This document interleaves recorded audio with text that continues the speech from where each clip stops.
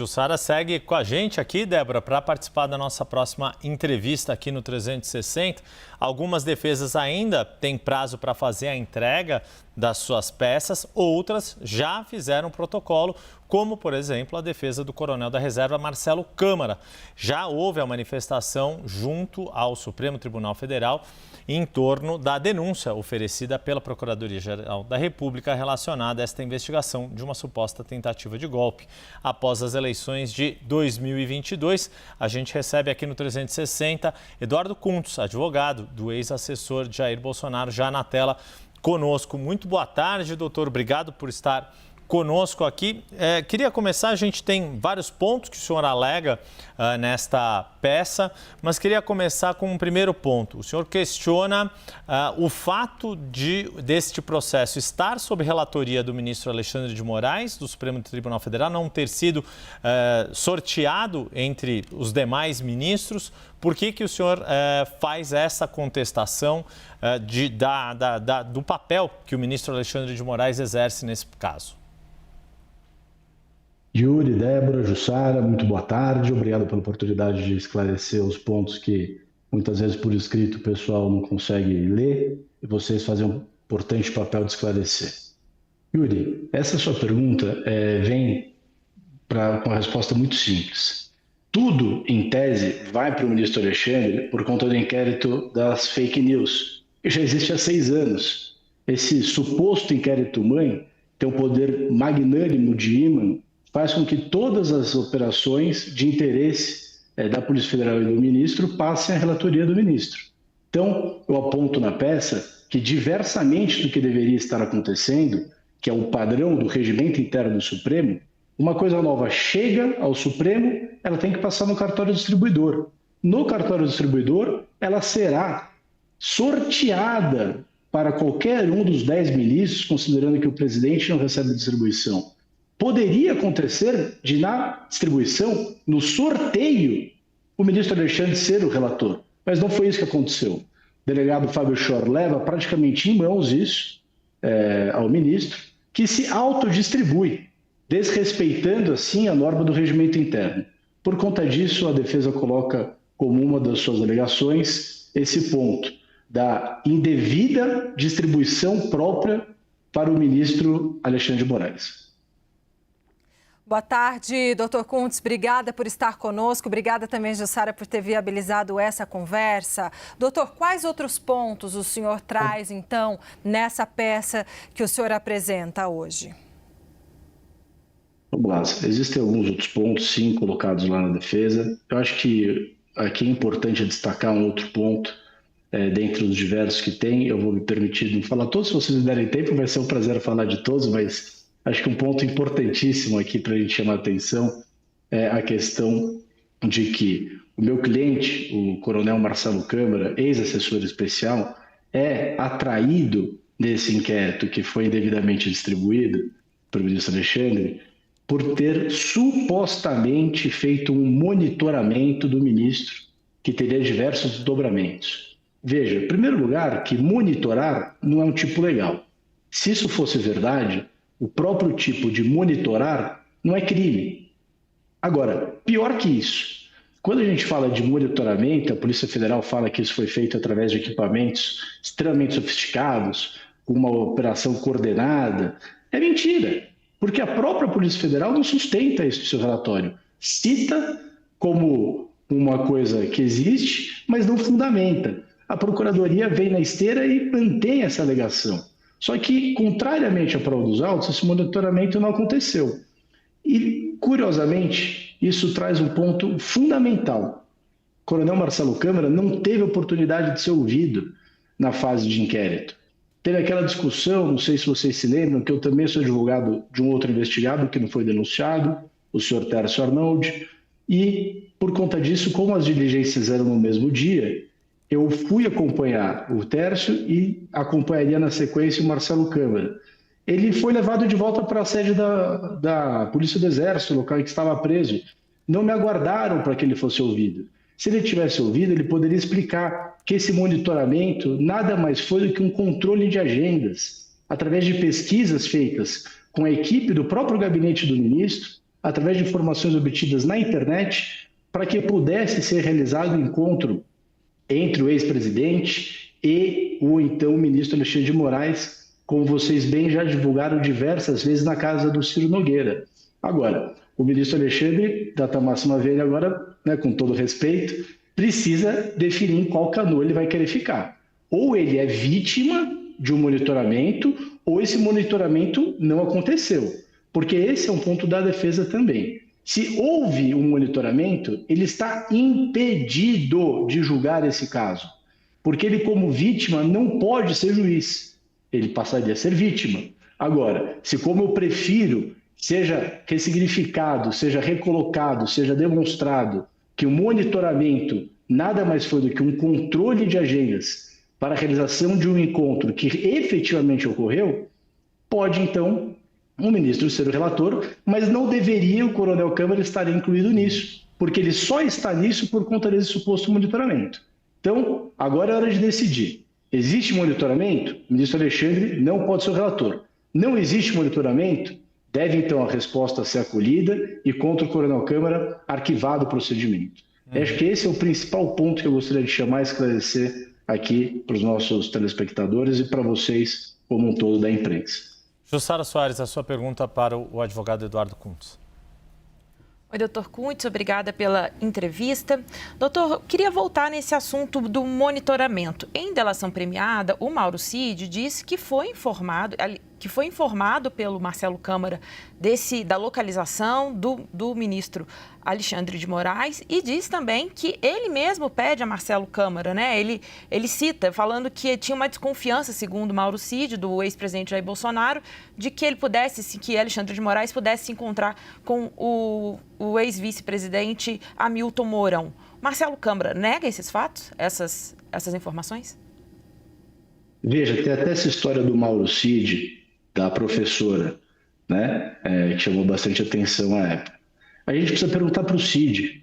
Agora, o Cid vai falar a verdade, vai desabafar, vai contar outra mentira. O que o Cid vai fazer? O que esse delator, com todo o respeito, mentiroso, vai dizer na hora da audiência? Tanto é que ele foi colocado como testemunha. E as perguntas deverão ser feitas para que ele esclareça. O que aconteceu? Por que ele pediu isso para o coronel Câmara? Qual foi a resposta que foi dada com relação a isso? As respostas a gente ainda não tem.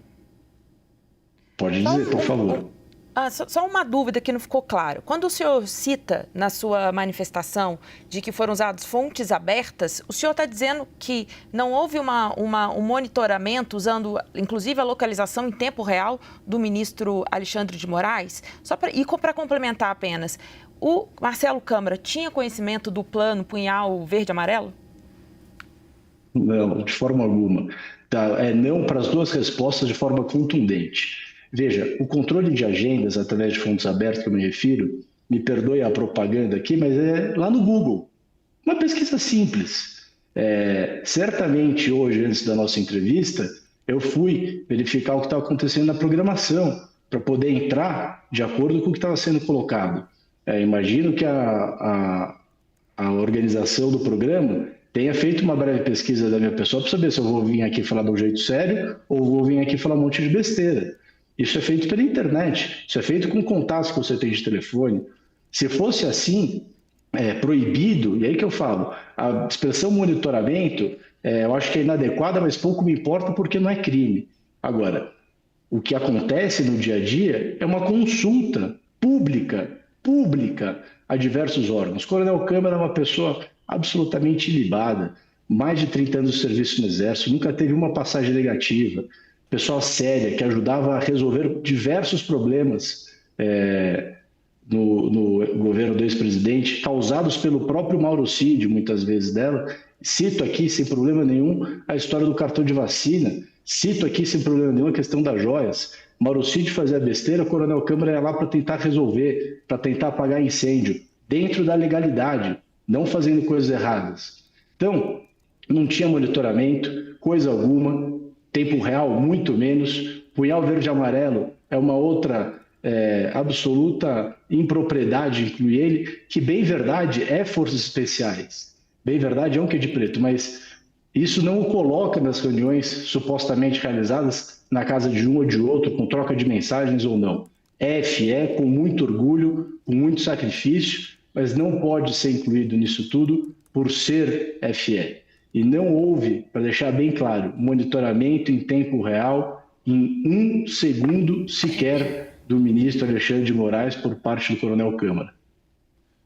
Doutor, deixa eu pegar desse ponto, então. O senhor está deixando o seu cliente, ele não se envolveu em nenhum tipo de monitoramento em tempo real, o que não significa que não possa ter ocorrido esse monitoramento. Agora, quando o senhor fala dessas fontes abertas que foram consultadas pelo coronel Marcelo Câmara, o senhor mencionou um eventual encontro entre o ministro Alexandre de Moraes e o senador Ciro Nogueira. Era esta a motivação desse monitoramento? Por que ele faz monitoramentos ao longo ali de um período mais extenso? Qual que era a motivação para esse monitoramento que seja na fonte aberta que o senhor menciona?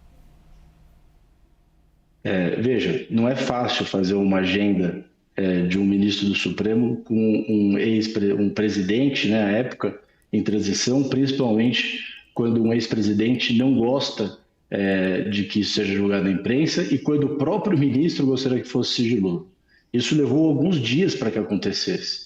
Daí, então, a necessidade de gastar mais tempo do que o normal. E as fontes abertas, se a gente ligar agora no gabinete de qualquer ministro do STJ ou do Supremo, com o interesse de despachar uma liminar, boa tarde, tudo bem, ministro fulano de tal está na casa, gostaria de despachar uma liminar. O assessor certamente vai dizer se está em sessão, se está em evento, se está lá ou não.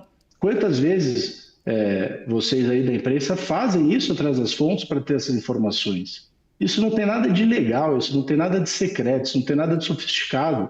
É um ponto simples, mas que, quando indevidamente mal interpretado, quando maliciosamente intencionado de colocar de uma forma negativa, fica com essa fantasia ruim, na verdade, esse pesadelo para o coronel Marcelo Câmara e que arranha temporariamente a sua trajetória de vida e como militar. Claro, é um ponto importante, né, que o senhor coloca, mas é porque pode eventualmente abrir margem, né, doutor, para dizer o seguinte: olha, se era um encontro que as duas partes queriam, por mais que a relação não fosse boa, por que não falar diretamente com o cerimonial ou com o assessor para tentar casar a agenda, sendo que as duas partes queriam essa agenda? Porque no contexto pode dar margem a essa interpretação, como foi a avaliação, né, dos investigadores e da própria Procuradoria-Geral da República. Rapidamente, deixa eu te perguntar, o senhor vê um paralelo entre casos de anulação que incorreram na questão que atingiu o presidente Lula, né, nos processos do presidente Lula, com o que está acontecendo agora? Vamos lá, primeira parte da sua pergunta.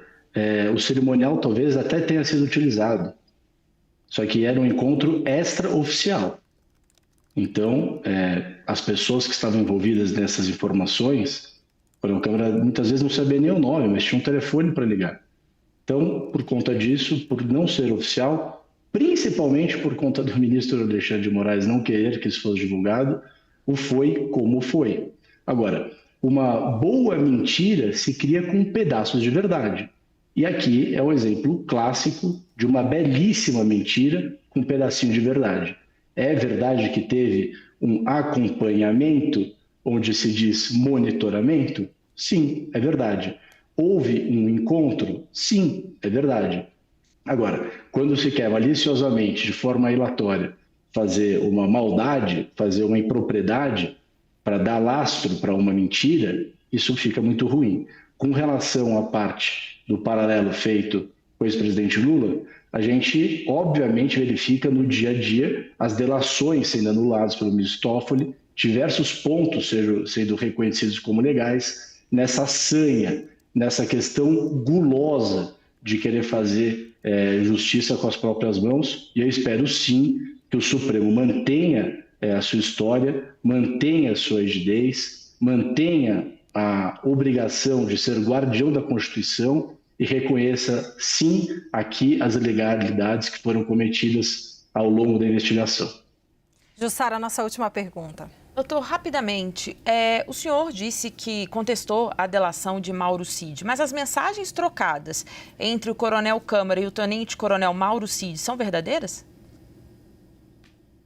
Veja, aparentemente sim, mas esse ponto é muito interessante. Vou tentar responder rápido. A defesa não teve acesso às provas originárias. Isso é uma grande briga da defesa. O que existiu foi objetos de busca e apreensão aqui, uma cópia feita pela Polícia Federal para ser disponibilizada na Secretaria. A defesa nunca teve acesso a essas provas. O Marcelo Câmara reconhece algumas das conversas, mas não na sua totalidade. Então, a sua pergunta é muito interessante para que eu possa responder, que a defesa não teve acesso integral à originalidade dos elementos de prova, mas me coloca numa situação difícil de responder se o que está lá é verdadeiro ou não, porque são inúmeras as mensagens e o meu cliente não se recorda de todas. Certamente, muitas delas sim, mas não necessariamente. E detalhe, elas podem ter sido manipuladas. Então, eu não tenho como te afirmar que o conteúdo do que consta da investigação e da denúncia é verdadeiro. Nós conversamos aqui com Eduardo Kuntz, advogado de defesa do coronel da reserva Marcelo Câmara, ex-assessor do ex-presidente Jair Bolsonaro, que já fez o protocolo da defesa, o que cá para nós, doutor Eduardo, ajuda bastante os jornalistas, como a Jussara Soares estava falando, vai ter que ficar de plantão até mais tarde, enquanto o resto do pessoal num protocolo, mas no caso o senhor nos ajudou aqui, inclusive para ter a oportunidade dessa entrevista. Um bom trabalho para o senhor. Muito obrigado, a ideia é sempre ajudar, permaneço à disposição, espero que as pessoas possam compreender um pouco melhor essa grande bagunça. Obrigada, doutor. Obrigada, Jussara, por viabilizar essa conversa.